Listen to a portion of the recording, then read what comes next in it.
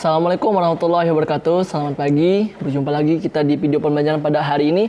Hari ini kita akan melanjutkan proses pembelajaran kita membahas tentang bagaimana step by step membuat suatu undang-undang ataupun peraturan-peraturan yang ada di sistem pemerintahan kita ya.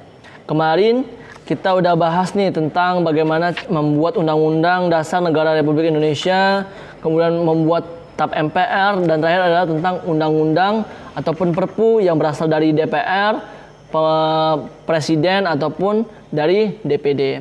Nah, hari ini kita akan lanjutkan materi kita tentang peraturan yang lainnya. Sebelum itu kita mulai pelajaran kita pada hari ini dengan sama-sama melafazkan basmalah. Bismillahirrahmanirrahim.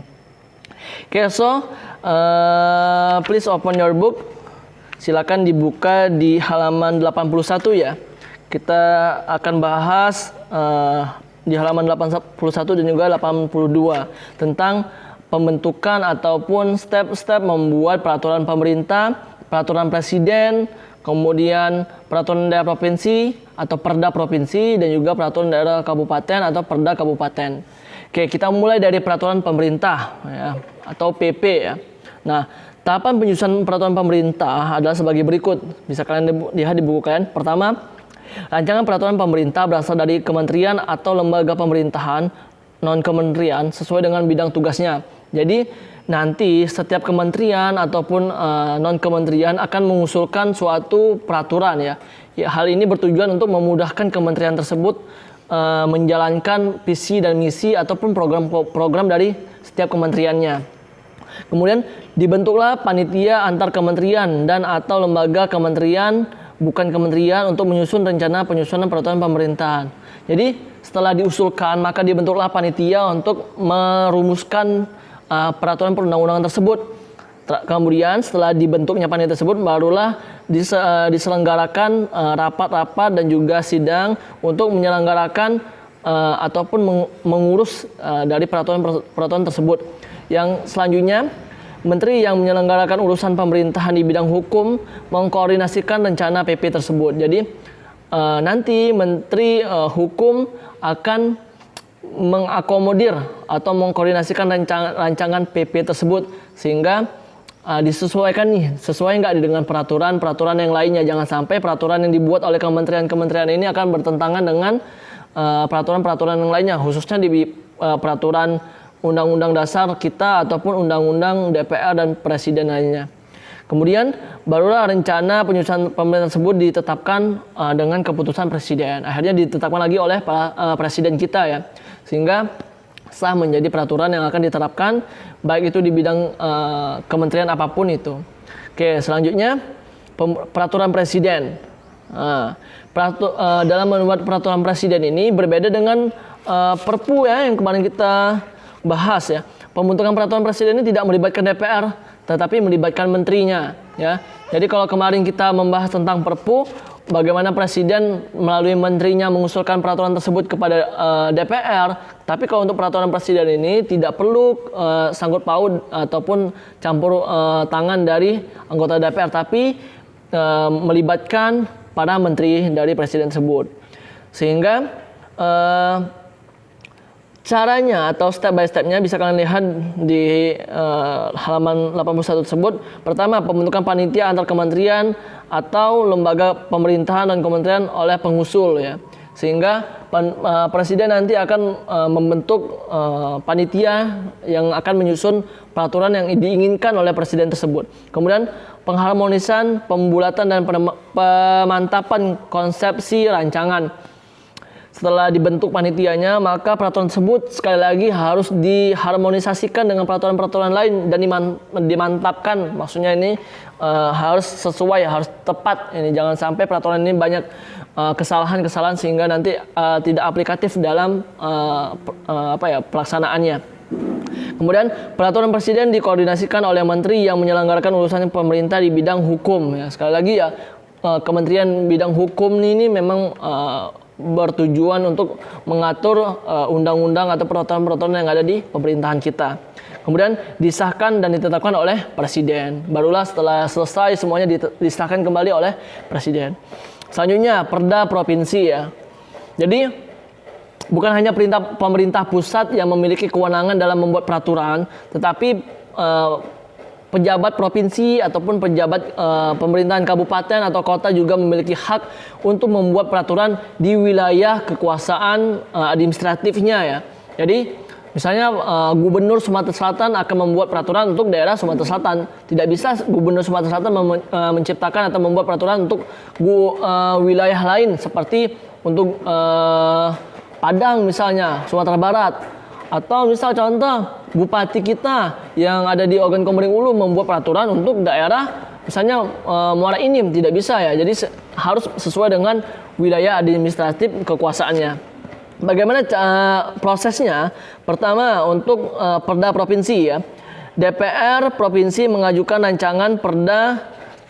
Ini kalau dari ini yang pertama kalau diusulkan dari DPRD provinsi ya, nanti kita akan belajar dari yang diusulkan dari gubernur.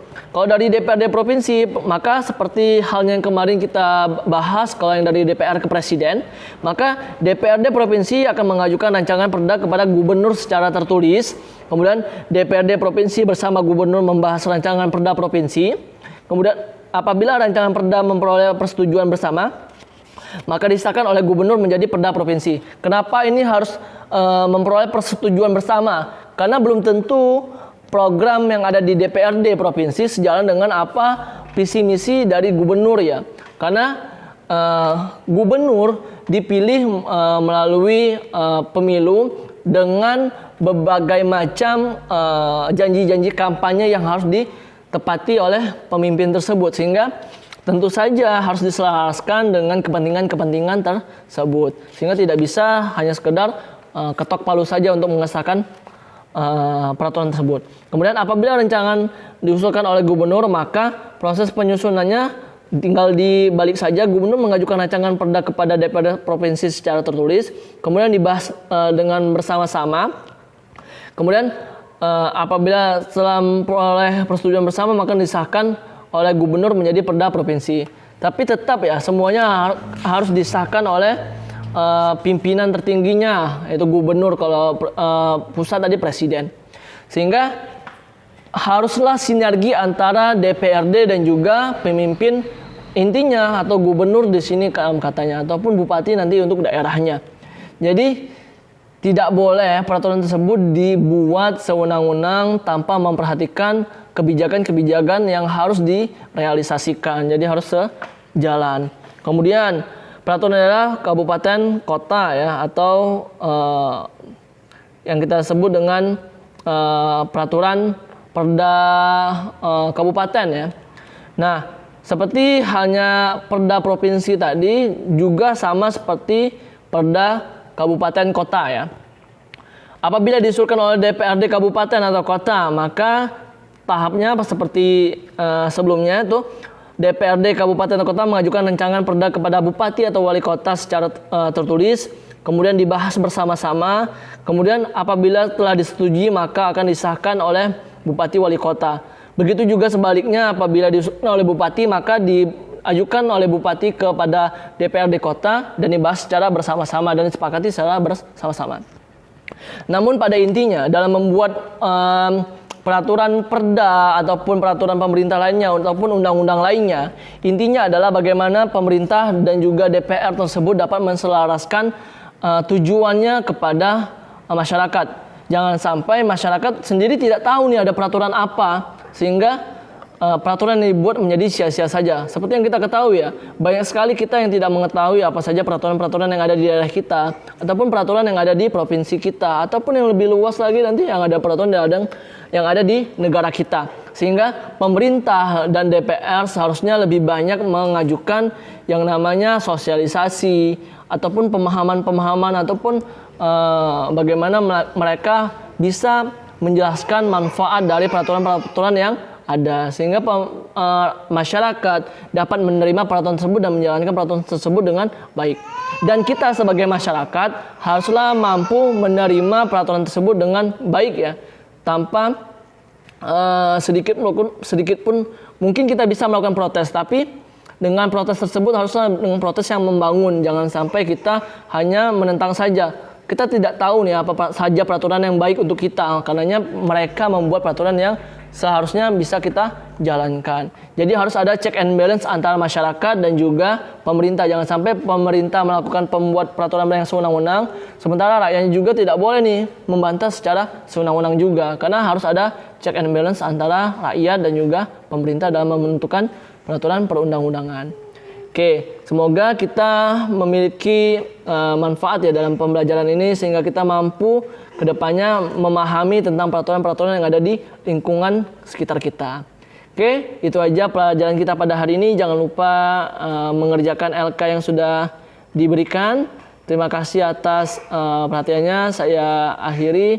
Wassalamualaikum warahmatullahi wabarakatuh. See you next time.